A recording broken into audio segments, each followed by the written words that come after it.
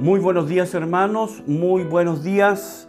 Bienvenidos a nuestro devocional.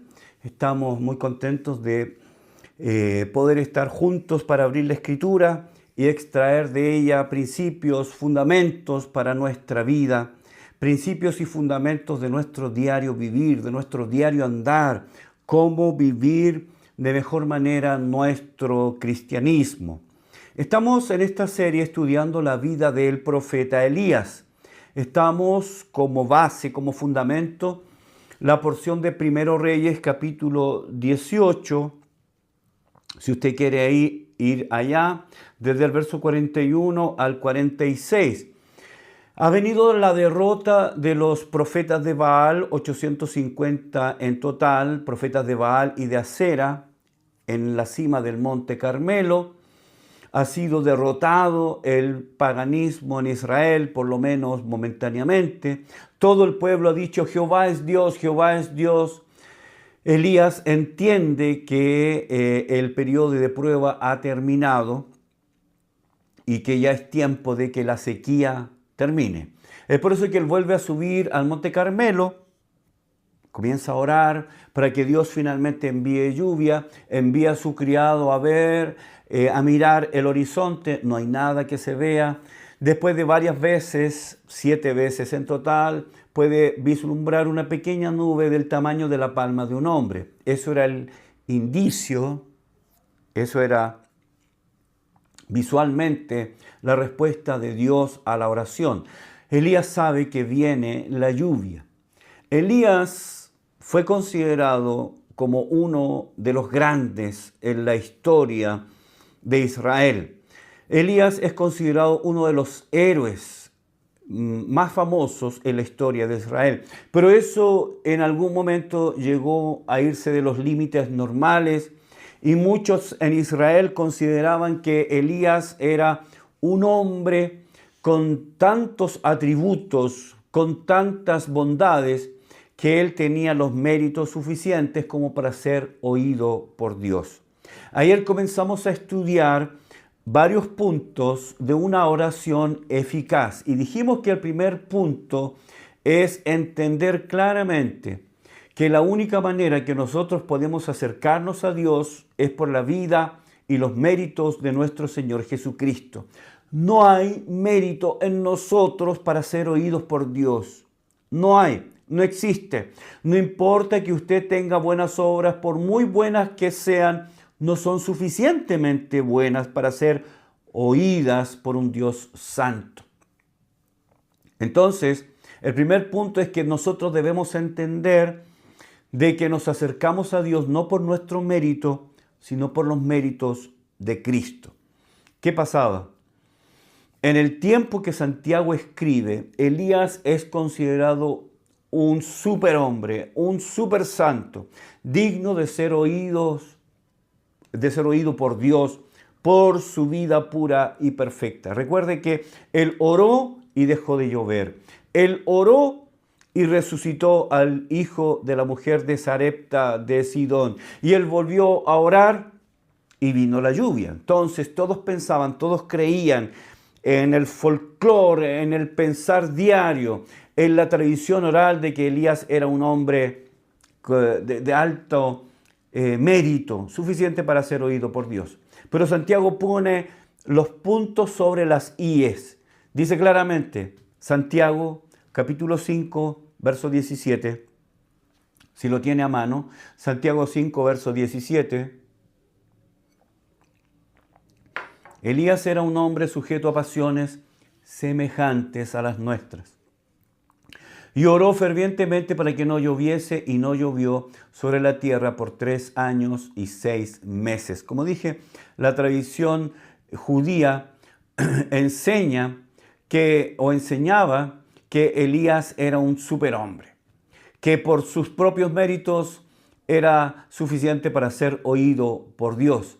Entonces, alrededor de la figura de Elías se tejieron numerosas tradiciones que desarrollaron opiniones exageradas que le atribuían a Elías rasgos sobrehumanos. Pero Santiago nos dice que Elías era un hombre, tan hombre como cualquiera de nosotros. Él era integrante de la raza humana. Él era parte de la raza caída y pecadora. Elías era hijo de Adán como cualquiera de nosotros. Eso nos dice que él no tenía mérito en sí mismo para ser oído por Dios. Santiago nos dice que Elías era un hombre sujeto a pasiones semejantes a las nuestras. Elías era un hombre, no un santo y no un ángel.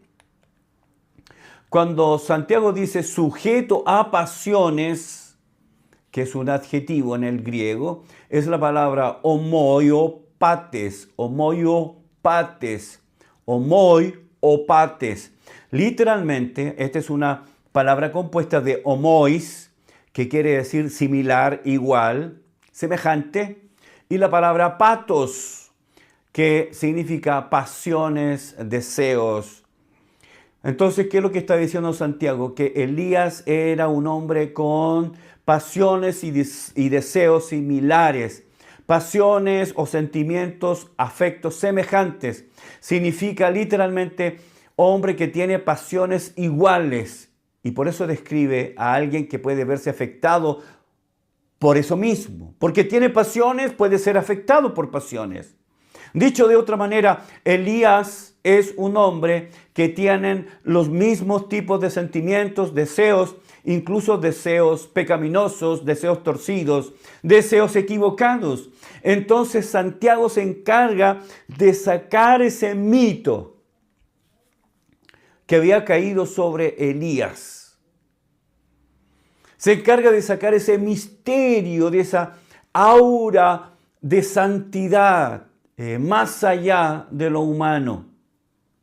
Y nos muestra un Elías desgarradoramente honesto, un hombre sujeto a pasiones. Santiago entonces está enfatizando su humanidad. Es cierto, Dios lo usó. Él oró y Dios contestó. Él hizo la oración y resucitó el hijo de la mujer de Sarepta de Sidón. Es verdad que él oró y comenzó la lluvia, es cierto, pero esas oraciones no fueron en respuesta a su bondad inherente. No es que él fuera un santo y que tuviera méritos de sobra para ser oído por Dios. Santiago desarma así la reacción natural de sus lectores de que los mortales comunes y corrientes como cualquiera de nosotros, por un lado, le saca ese vestido de un hombre súper santo y lo muestra como tal cual es. Y eso es por un lado, pero por otro lado nos dice que si él era un hombre sujeto a pasiones, igual que nosotros, que si él era un hombre que tenía pasiones o inclinaciones naturales pecaminosas, y aún así Dios lo oyó, porque no se acercó a Dios confiando en sus propios méritos, de esa manera Santiago nos dice que nosotros también podemos orar a Dios, seres humanos caídos pertenecientes a la raza adámica, que tenemos inclinaciones, pero que Dios puede oírnos, no por nuestros méritos, porque no lo tenemos, sino que puede oírnos porque nos acercamos a Dios confiando en los méritos de Jesucristo.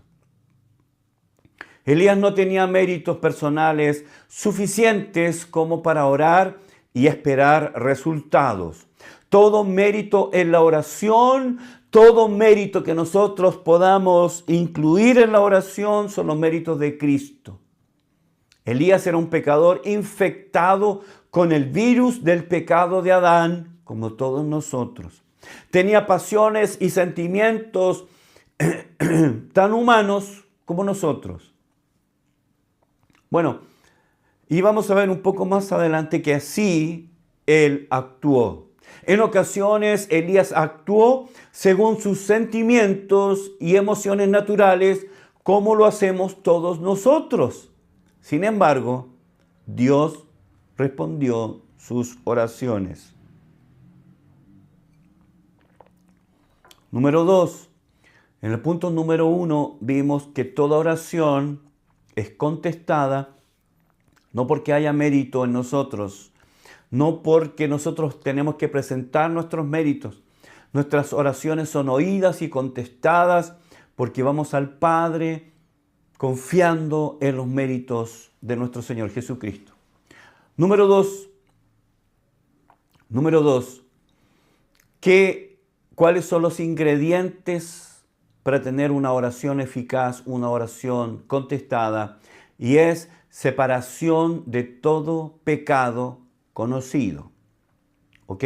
Número 2, separación de todo pecado conocido.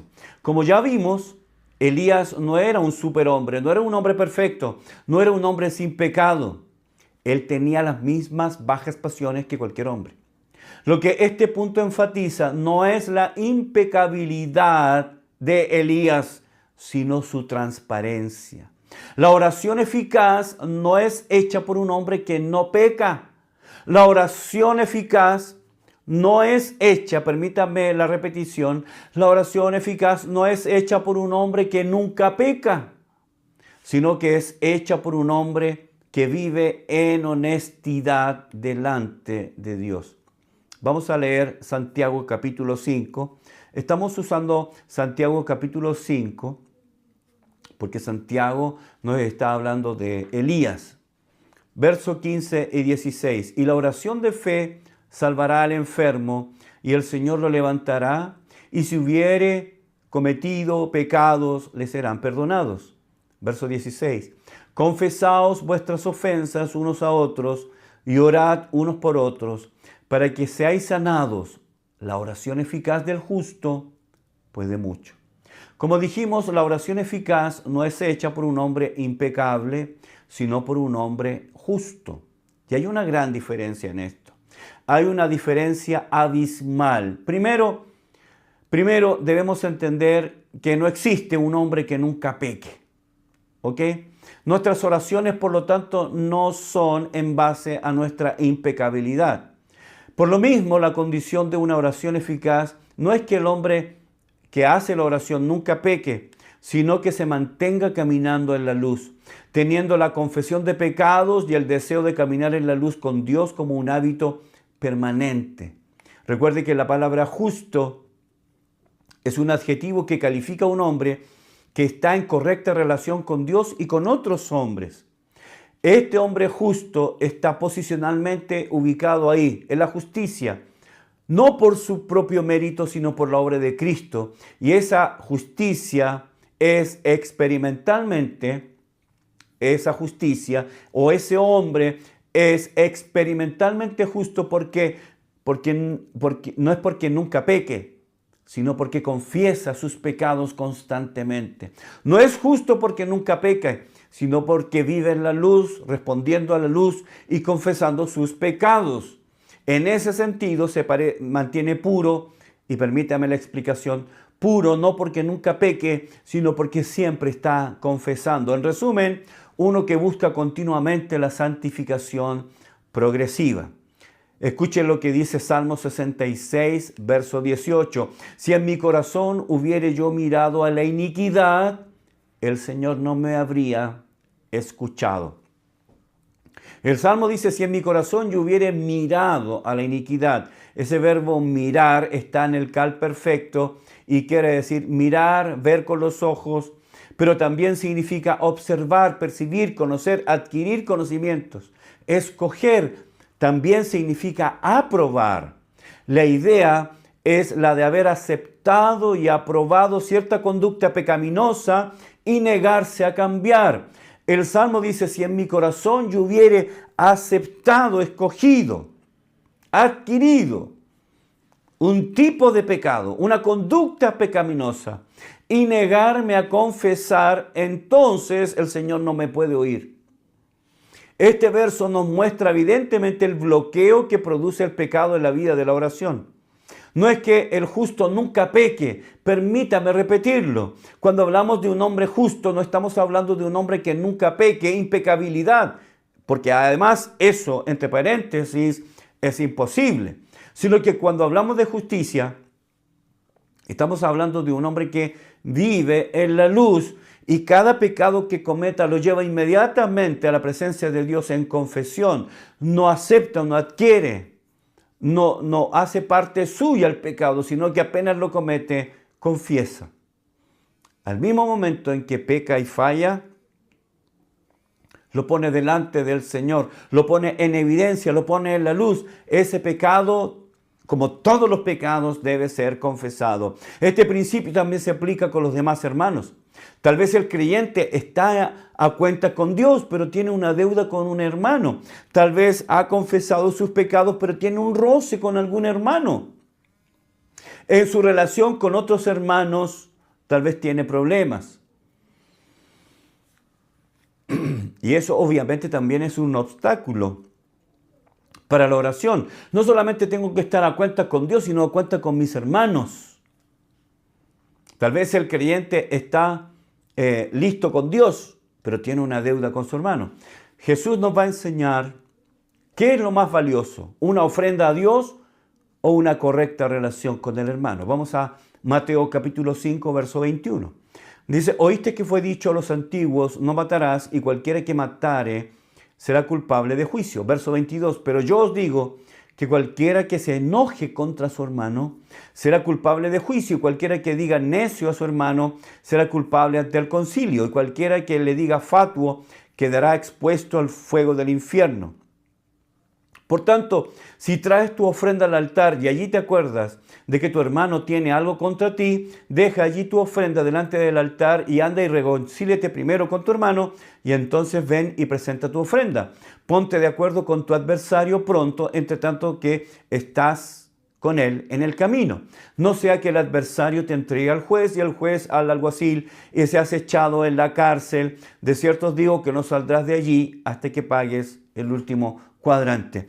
Aquí el Señor Jesús nos enseña que más importante que una ofrenda a Dios es que yo esté a cuenta con mis hermanos. Es tan importante que yo esté a cuenta con Dios. La oración del justo, permítame la repetición, no es hecha por un hombre que no peca, un hombre impecable porque no existe, sino que es hecha con un hombre que en la medida que es afectado por la luz de la gloria de Dios, responde en confesión por sus pecados. Y al mismo tiempo, como recibe la luz de Dios, también busca arreglar si hay conflictos, si hay diferencias, si hay problemas, arreglarla con el hermano. Si yo he pecado contra mi hermano, debo confesar mi falta a él. Si yo he pecado contra Dios, debo confesar a Dios. Si he pecado con mi hermano, debo confesar a Dios y confesar con mi hermano. La segunda condición para tener una oración eficaz es tener cuentas cortas con Dios. Eso es la base o el segundo punto de una oración eficaz. Muchas gracias por acompañarme en el devocional de hoy. Muchas gracias por sus saludos. Suscríbase al canal. Marque la campanita para que le estemos informando cuando estemos subiendo algún nuevo video. Muchas gracias por sus saludos. Espero que esta serie estudiando la vida de Elías esté siendo una bendición como ha sido para nosotros. Todo el equipo de multimedia de nuestra iglesia les envía un gran abrazo y un gran saludo. Que Dios les bendiga. Nos volvemos a encontrar mañana.